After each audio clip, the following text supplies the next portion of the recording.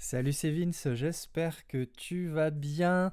Bon, et j'espère que tu t'es remis de tes émotions, comme moi, de l'annonce de cette nouvelle version de Logic 10.5. Donc, c'est une grosse mise à jour avec plein d'outils, plein de nouveaux outils en tout cas. Alors évidemment, ça ne plaira jamais à tout le monde, on ne pourra jamais se satisfaire d'une mise à jour, on va dire unique, l'anneau unique hein, pour les réunir tous. Et voilà, et tant pis, on s'en fout un petit peu des guerres de logiciels. Nous, ce qui nous intéresse, c'est d'exploiter au mieux celui qu'on maîtrise pour faire la musique qui nous va bien. Alors, dans cette vidéo, on va s'atteler à une des nouveautés donc, de cette version 10.5, c'est le step séquenceur. Pourquoi je commence par ça? Parce que c'est moi le truc qui me fait le plus bander, hein. On va pas se mâcher les mots. Et c'était vraiment une des choses que j'avais vraiment apprécié dans GarageBand. Donc ça, c'est un des portages de GarageBand iOS, qui est vraiment, voilà, c'est la même chose, mais en beaucoup mieux, en beaucoup plus optimisé, beaucoup plus complet, on va dire. Donc, ce séquenceur, alors, il faut un petit peu... il y a une espèce de philosophie autour de ce que j'en comprends. C'est que les régions séquenceurs, en fait, ça correspond plus ou moins à des régions drummer. Donc les régions de séquenceurs, tu vas pouvoir les appliquer sur n'importe quel type de piste d'instruments virtuels, soit les instruments de Logic, des drum machines, peu importe, ou bien des instruments, des contacts, voilà, tout est synthé virtuel, voilà, tous ces plugins VSTI, tu vas pouvoir t'en servir avec ce séquenceur-là. C'est pas propre aux outils de Logic, voilà. Et donc c'est une espèce de format un peu hybride de piste qui est un peu entre le MIDI et autre chose. Et donc c'est pour ça que tu vas par exemple pouvoir basculer une région séquenceur, les régions, comment ils appellent ça, des régions de motifs, voilà, une région de motifs en région MIDI. Tu ne pourras pas faire le chemin inverse parce qu'il y a des, je pense, il y a des paramètres propres à, voilà, à cet outil-là spécifique. Ok. Donc voilà, c'était juste pour faire une toute petite mise à plat de ce concept-là. Donc il faut vraiment le voir comme un espèce d'hybride, quoi. C'est pas du MIDI complètement, mais c'est pas, voilà, c'est un peu entre deux trucs, quoi. Bon bref, alors tu vas voir que c'est assez intuitif une fois que tu as compris la logique. Une région de motif, donc tu vas pouvoir la créer tout simplement de différentes manières. Donc soit tu te mets sur ta piste, donc ici de drums, voilà. Tu vas appeler la touche E, et donc la touche E te permet d'éditer, donc d'éditer éventuellement, comme d'habitude, ta piano roll, ok. Mais tu vas pouvoir aussi, hop, on va supprimer la région, tu vas pouvoir aussi créer ici un séquenceur pas à pas. Et tu vas voir que dès que je clique sur une note, il vient ici me créer une région. Donc en fait, cette région-là, c'est à cet endroit-là que tu vas pouvoir créer ton motif. Et donc, tu peux venir faire un clic droit sur n'importe quelle piste MIDI et faire créer une région de motif. Voilà, et c'est à partir de là que tu vas ensuite pouvoir créer ton pattern, en gros, hein. Donc, il y a beaucoup de choses, euh, beaucoup d'options, en fait, qui sont plus ou moins accessibles. Globalement, l'ergonomie est plutôt bien faite. Euh, et tu vois que ça vient correspondre ici, en fait, à notre drum kit, hein, les nouveaux drum kits de Logic qui sont assez bien foutus. Voilà, donc ça, l'organisation, on va dire, du drum kit est respectée. Et donc, tu vas pouvoir venir ici créer hein, ton pattern. Voilà, tout simplement. Ok, et on peut imaginer par exemple que tu as déjà une armature de morceaux. Et donc, si tu mets play, voilà, tu as le bousin qui joue en même temps. Si ça t'intéresse pas, tu peux venir ici. Et comme ça te fait une espèce d'écoute solo. Et tu peux également faire cette écoute solo en appelant Alt espace. Voilà, c'est juste un petit truc qui est assez pratique.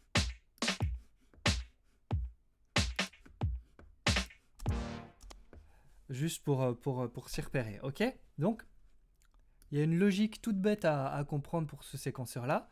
C'est la logique des pas et ensuite la logique des options.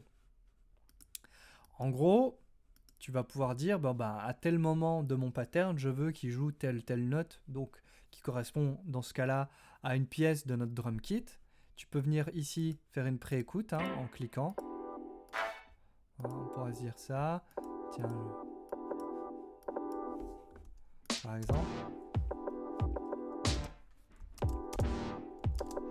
Oups. Il y a un coup à prendre sur le Alt espace.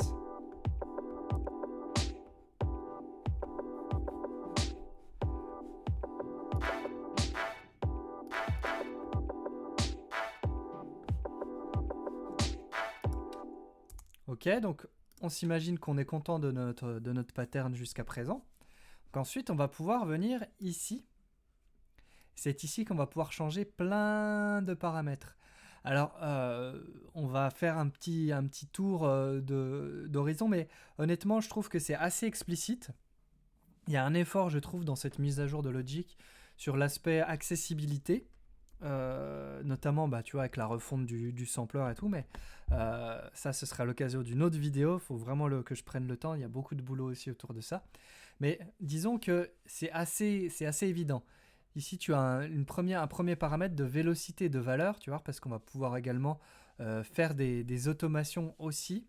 Donc ça va modifier la valeur en fait du paramètre d'automation qu'on va vouloir modifier. Et donc par exemple on pourrait se dire ok, bah mon petit truc de piano je vais pouvoir le changer, donc tu peux venir ici glisser comme ça. Ok. Et tu peux également faire tout à la volée, et en maintenant ta souris, ton clic de souris, tu vas pouvoir comme ça. Et tu vois qu'ici mes autres pas, en gros les autres temps, enfin c'est pas des temps en l'occurrence, c'est des quarts de temps. Donc ces autres pas, bah, ils sont modifiés également en vélocité, mais comme le pas n'est pas activé, bah, en fait ils sont pas joués, voilà. C'est juste un coup à prendre. Et donc en fait là, pour tout ton pattern, bah, en fait tu as la valeur de vélocité que tu vas pouvoir modifier comme ça à la volée. Je sais pas, ta drum. Ouais, tu as un petit aperçu quand tu cliques. Donc c'est assez cool.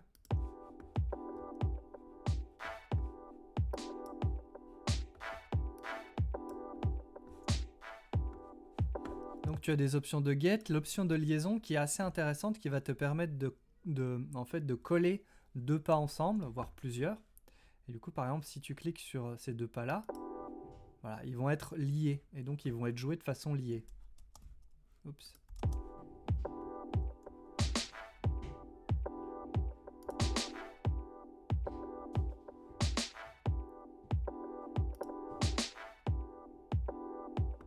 Voilà, c'est assez cool pour donner un espèce de groove, pour faire chalouper un peu tes patterns, c'est assez top. Ensuite, tu as la note, donc ça va venir en fait modifier la note qui va être jouée. Donc dans le cadre, par exemple, d'un pattern que tu fais jouer par exemple pour un synthé, etc., bah, ça va venir changer la note. Ici en l'occurrence, ça vient changer le drum kit. Donc tu vois ici on joue l'espèce de note de synthé là, de piano. Voilà, et en fait, ça vient mettre un autre événement audio, ça vient jouer une autre note MIDI tout simplement.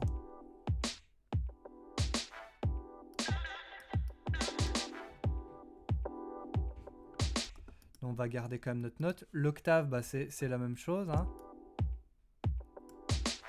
En l'occurrence, là, ça marche pas parce que évidemment, c'est un synthé. C'est pas un synthé, pardon. C'est pas un piano. La boucle début-fin, ça va te permettre de raccourcir ou d'augmenter certaines boucles. Voilà. Et je te laisse un peu découvrir tout ça par toi-même. Il y a un truc vraiment cool, c'est la répétition de notes qui va te permettre de faire des roulements. C'est assez intéressant. Par exemple, on peut se dire, ok, j'ai mon petit hi-hat ici. Ok, et ensuite ma répétition de notes, je vais pouvoir, par exemple, ici la doubler.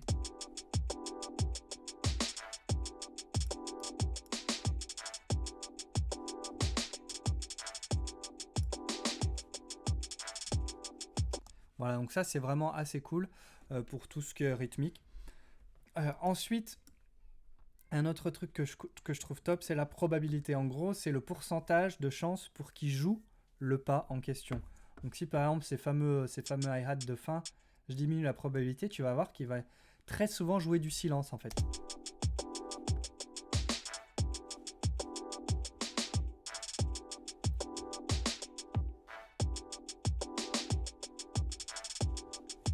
Voilà, donc ça va être top justement pour faire vivre tes patterns, pour en fait les faire évoluer sans que toi tu aies besoin de faire quoi que ce soit. En fait, tu vas dire bah, de temps en temps cet événement-là, j'ai envie qu'il ait plus ou moins de chances de venir.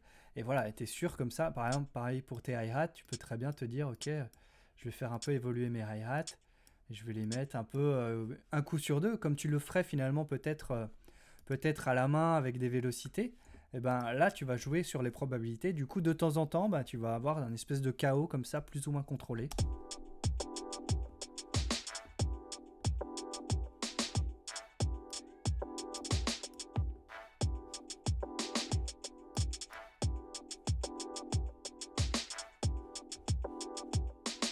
Voilà, donc ça, c'est quand même assez cool. Voilà, on va pas faire le tour en entier parce que c'est important que tu découvres des choses. Une option très essentielle, c'est ici. Ça va te permettre d'augmenter en fait la taille de ton pattern. Par exemple, le passer de 16 à 32 pas. Tu vois que la fenêtre ici diminue grandement. Voilà, et même jusqu'à 64 pas. Et dans ce cas-là, tu vois ici qu'il y a une deuxième fenêtre qui vient de se créer. Ceci étant dit, on va revenir sur 16 pas, c'est largement suffisant. Alors, je vais tout de suite je te montre un peu les choses, moi, comme je les ai un peu découvertes. Mais tu vas voir, il y a vraiment beaucoup, beaucoup de trucs. Une option super, vraiment, qui, je trouve, ça défonce en termes d'ergonomie et de gain de temps. Tout ce que je viens de te montrer là, en fait, toutes ces options-là, tu vas pouvoir les retrouver pour chaque kit ou chaque note, on va dire, chaque note spécifique. Ici, en fait, avec la petite flèche. Ça rappelle, en fait, les automations de Logic. Et en fait, tu vas pouvoir ajouter comme ça des petits plus, en fait, des paramètres. Et tu vas pouvoir comme ça gérer directement pour chaque kit, chaque pièce de ton kit de batterie en l'occurrence, ou chaque note de ton clavier, euh, différents paramètres. Et du coup, ça va te permettre comme ça de t'intéresser à un élément spécifique, en l'occurrence de ton kit de batterie. Par exemple, on va mettre la liaison, puis peut-être faire voilà, ce truc-là, puis baisser comme ça.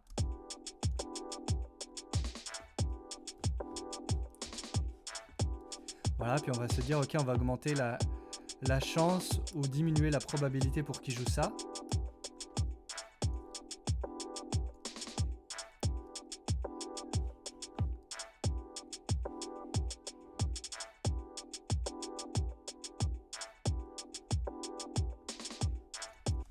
Voilà, donc c'est quand même assez stylé, je trouve. Ça te permet comme ça d'avoir un truc assez cool. Je sais pas si tu avais remarqué, mais tu vois ici que... Alors, on le voit pas, mais faudra que je le laisse couler.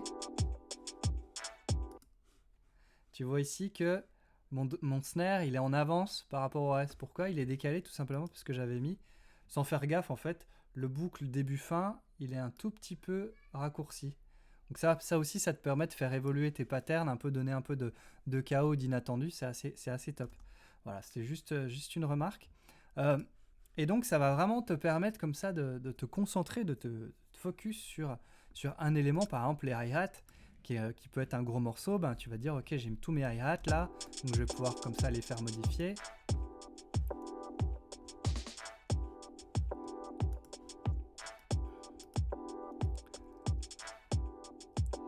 Tac, je peux modifier la probabilité.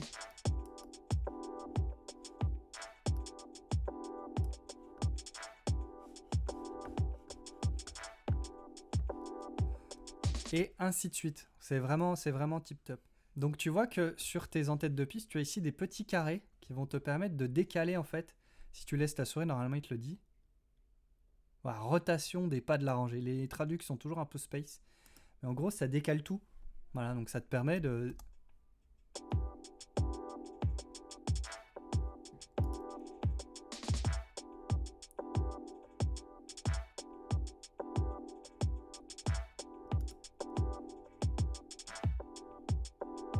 Donc comme ça, tu vas pouvoir très facilement, par exemple, je sais pas, dupliquer tes régions et puis te dire, bah, sur celle-là, je vais complètement casser, par exemple, les impacts de mon kick ou les impacts de tel ou tel élément.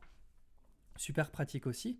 De la même manière, tu as ici une petite flèche vers le haut, vers le bas, qui te permet en gros d'augmenter la valeur ou diminuer la valeur de tous les pas. J'ai vraiment du mal avec la notion de pas. Le terme est tellement pas, je sais pas pourquoi. Voilà, c'est mon côté franglais peut-être.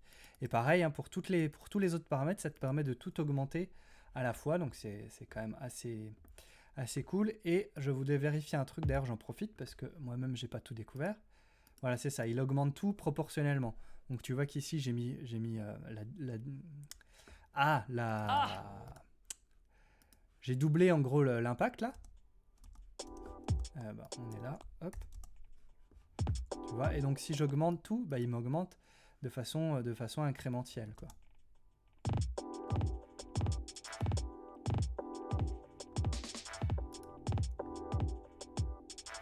Voilà, donc ça, c'est des petites options qui sont très pratiques, mais vraiment le top, c'est avec ces espèces d'automation, entre guillemets, enfin pas d'automation, mais voilà, de pouvoir dérouler comme ça tous les paramètres d'un kit, et puis tout de suite pouvoir le réduire et tout. C'est un gain de temps. En vrai, là, pour le workflow, c'est vraiment top, je trouve. Ça t'évite à chaque fois de venir repasser par là pour changer tous les paramètres sur le pattern global. Là, tu t'intéresses vraiment à un élément que tu vas pouvoir travailler en détail très rapidement. C'est vraiment top. Ok. Alors ici, on va parler plutôt de paramètres globaux, hein. Donc tu as ici, tu vas avoir là une espèce de bibliothèque de motifs. Oups, pardon. Hop. Voilà, alors je sais pas si c'est dû à ma nouvelle réinstall de Logic, mais moi personnellement j'ai un bug d'affichage ici, alors je sais pas trop euh, d'où ça vient. En gros, les patterns ils sont pas là. Par contre, si je tape une lettre, il va me mettre un pattern.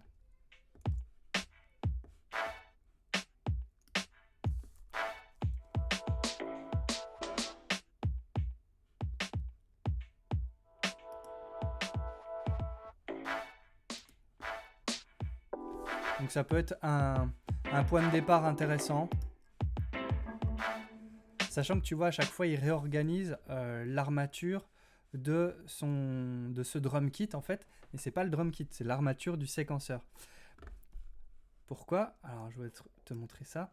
Pourquoi? Parce qu'en fait, tu vas pouvoir venir ici et rajouter des pièces d'ensemble. C'est pareil, c'est une traduction un peu merdique. Mais en gros, chaque élément, finalement, tu vas pouvoir venir le rajouter ici. Tu dis, ok, bah, j'ai pas ma snare, c'est quand même un problème. Ok, elle est là, tac, hop, 2, 4, parfait.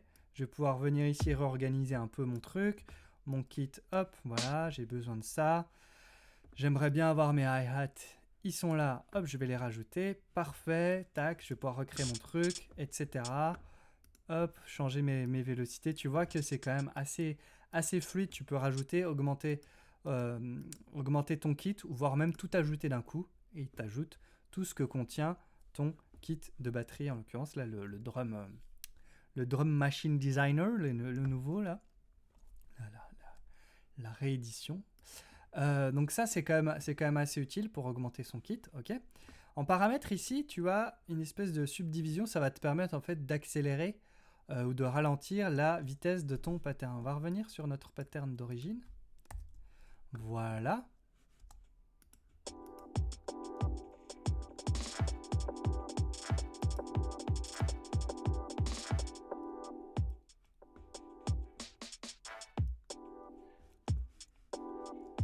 Voilà, donc ça c'est assez cool parce que on peut imaginer par exemple que tu vas pouvoir faire vivre aussi tes patterns. On pourrait peut-être le diviser. Voilà, tout simplement. C'est comme une région MIDI à ce niveau-là, hein. Je vais le diviser, puis par exemple, je pourrais faire augmenter, pourquoi pas, ma vitesse en fait de... Comment ils appellent ça? Les termes exacts, j'ai toujours... La fréquence de pas du motif, tu vois. C'est un peu pompeux, mais je pense que tu comprends l'idée. Donc là, c'est super lent.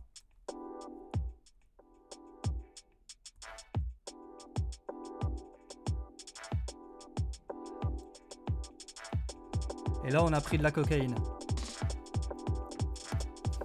Donc, pareillement, tu vas pouvoir retrouver ce paramètre pour chaque élément de ton kit. Donc ça, c'est quand même assez cool aussi. Tu vas pouvoir en fait faire jouer un pas comme on avait pu raccourcir par exemple certaines boucles. Tu vas pouvoir faire jouer par exemple, je sais pas, ton kick va jouer peut-être 2 fois plus vite que le reste. Tu vois.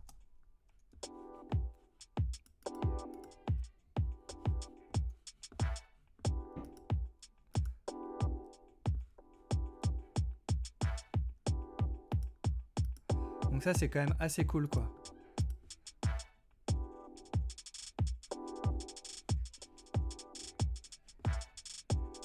Tu vois, juste en modifiant un paramètre, ton groove n'a rien à voir, quoi.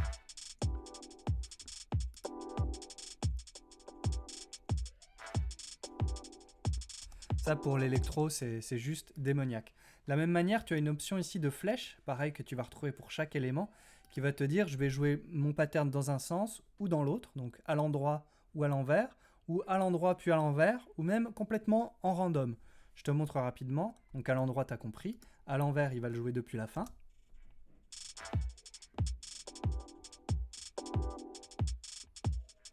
Ok, dans un sens puis dans l'autre. Donc tu vois que ça part dans un sens, ça part dans l'autre. Et ensuite en random.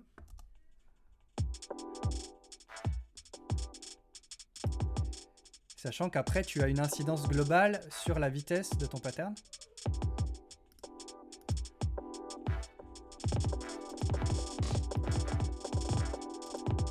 Voilà, et tu as évidemment les triolets, etc. qui vont.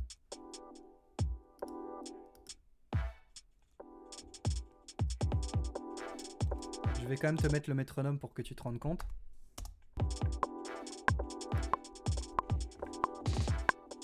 Voilà, ça part en couille, quoi. Et c'est ça qui est vraiment bien dans ce séquenceur, c'est que tu peux très rapidement arriver à des résultats assez démentiels. Et un dernier truc, et on aura fait globalement le tour. Le reste, ça va être à toi d'explorer, mais je voulais te donner un petit coup de boost. C'est ici les automations.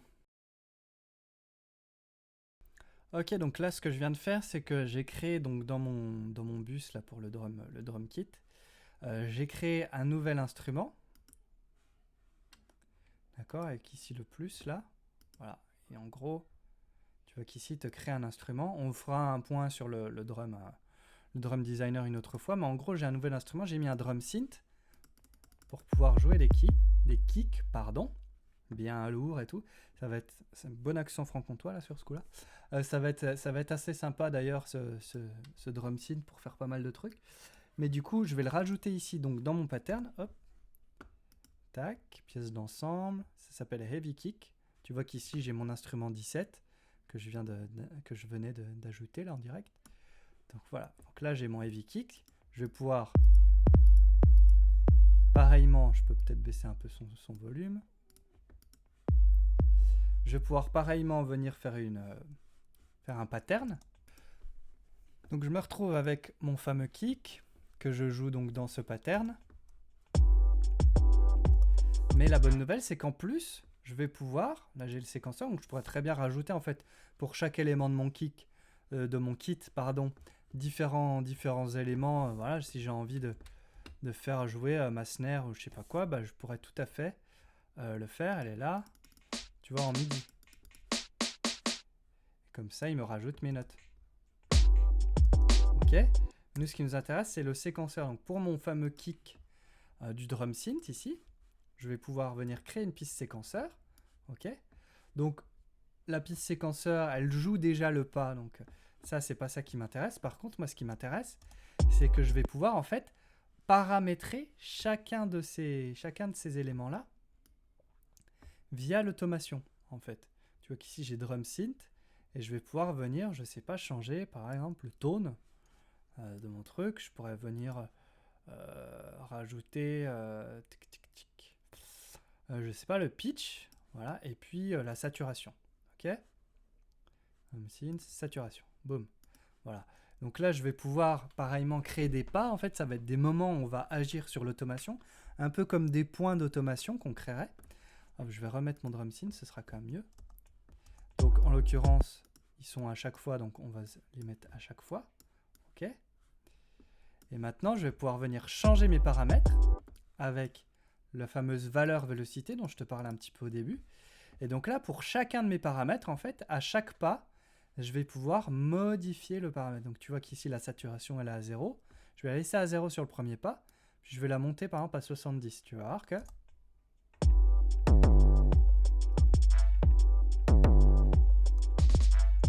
Par exemple, j'avais joué 2 kicks, je crois, donc je pourrais remettre un pas juste derrière et revenir peut-être à une valeur un peu plus soft.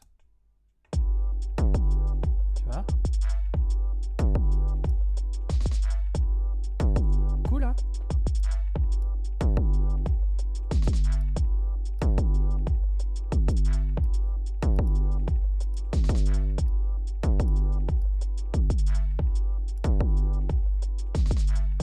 Et la même chose avec mes autres paramètres, par exemple.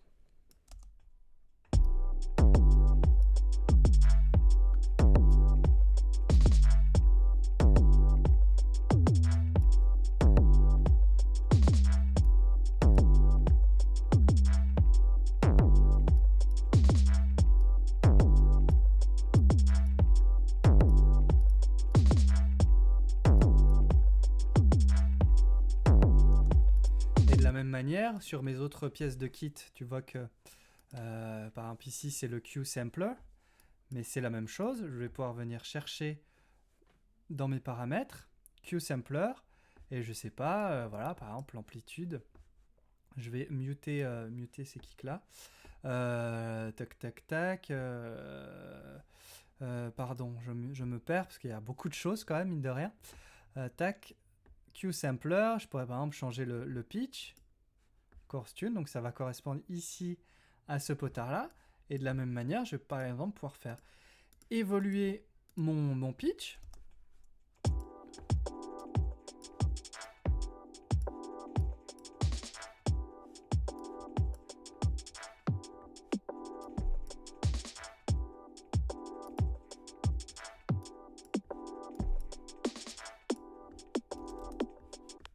Oups, il est là.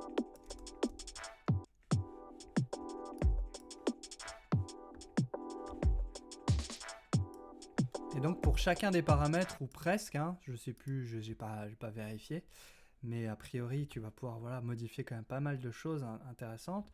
Les filtres, les enveloppes, c'est assez cool quoi, pouvoir faire des automations de filtres, c'est plutôt chouette. Et du coup en fait dans tout ça, ce qui est assez cool, c'est que ça va te permettre de faire vivre en fait tout simplement tes patterns à la fois rythmiquement pardon, et à la fois aussi au niveau des automations, au niveau du son en fait, de la qualité du son de chaque frappe. Tu peux potentiellement, si tu en as envie, tu peux l'automatiser quoi. C'est quand même c'est assez badass je trouve. Et ce que tu peux faire éventuellement, c'est faire une valeur aléatoire et tu vois qu'ici il fait un truc complètement random, et c'est la même chose d'ailleurs pour tes autres paramètres. Par exemple, je sais pas, la répétition de notes ici, je pourrais très bien faire répétition de notes aléatoire et tu vois qu'il fait un truc.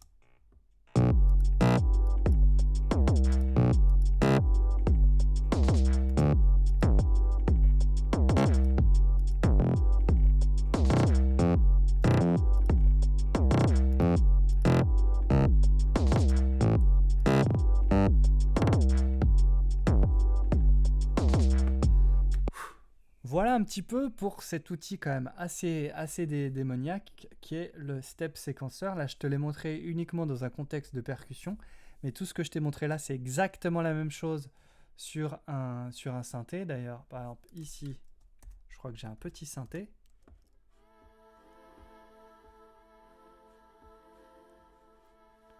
Tu vas pouvoir te créer des petits patterns mélodiques. Il suffit de venir ici changer la note. Par exemple, on peut se mettre le Do 3, il est là.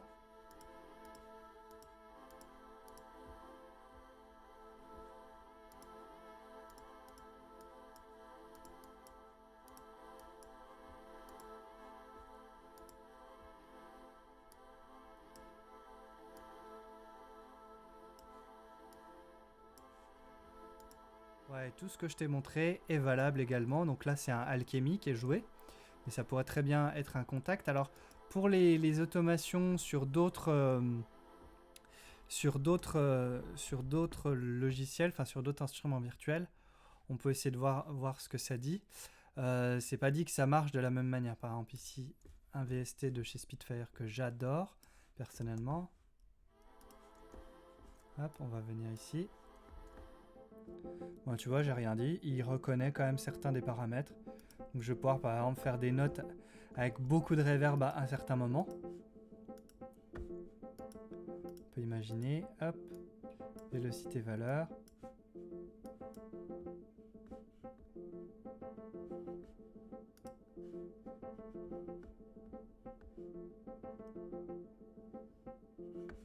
Bon, il faudrait creuser plus en détail, mais dis-toi que voilà, ça fonctionne bien et que tu as toujours une fonction learn pour éventuellement essayer de voir s'il y a moyen d'apprendre un paramètre. Et tu vois que j'ai fait learn et il vient ici me rechercher le paramètre en question. Donc, pouvoir comme ça éventuellement rechercher d'autres paramètres qui ne sont pas forcément disponibles tout de suite. Et avec ça, crois-moi, rien qu'avec ce séquenceur, tu vas pouvoir te créer des armatures rythmiques, des boucles, des choses assez démoniaques en fait. C'est très riche, mine de rien. Tu as beaucoup de choses. Et un dernier point, c'est ce petit i qui est un inspecteur. On va revenir peut-être ici. Qui est un inspecteur global, on va dire. Donc tu vas pouvoir pour tout le motif, donc toute la région de motif, modifier des paramètres. C'est un peu la même chose que ce qu'on voyait ici sur le global, mais avec encore d'autres éléments voilà, de tonalité, de swing. La rangée, bah, ça correspond à une rangée, donc à un élément, une note. Et puis le pas, tu peux même, voilà, pour chacun des pas, venir ici, tu vois qu'il est sélectionné, et tu vas pouvoir venir le modifier spécifiquement. Donc voilà, je te laisse voir ça si ça t'intéresse. Globalement, tu n'en auras pas forcément besoin avec tout ce que je t'ai montré là. Et crois-moi, il y a vraiment de quoi faire entre voilà, les différents paramètres, les possibilités de décaler les boucles, de les reverse, de machin, plus tous les paramètres d'automation. Il y a de quoi faire un album, je pense, uniquement avec cet outil-là, parce que c'est vraiment très riche. Voilà, j'espère que cette vidéo t'aura été utile, t'aura appris des choses et t'aura donné envie de découvrir ce fameux nouveau séquenceur de Logic Pro 10.5. Encore une fois, c'est disponible uniquement sur la version sur macOS, Mojave et au-delà. Donc voilà, si tu as l'opportunité de faire la mise à jour, évite Catalina du mieux que tu peux. En tout cas, réfléchis bien, regarde bien tes problèmes, les plugins que tu utilises. Tu peux avoir des problèmes de compatibilité. Il y a des moyens de bidouiller pour avoir juste Mojave. Et puis malheureusement, bah, si tu n'as pas la possibilité, bah, je suis désolé pour toi parce que c'est vraiment un putain d'outil. Donc voilà, RIP, j'ai envie de dire.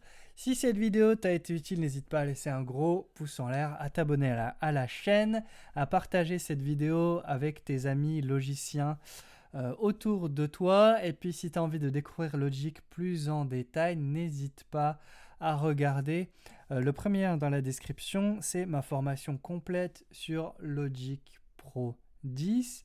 Alors évidemment, tous ces nouveaux trucs sont pas encore dans la formation puisque mine de rien, ça fait beaucoup de nouvelles choses, donc il va falloir que je trouve du temps pour pouvoir rajouter tout ça, mais tu as déjà plus de 8 heures, je crois, de contenu pour t'apprendre à prendre en main Logic.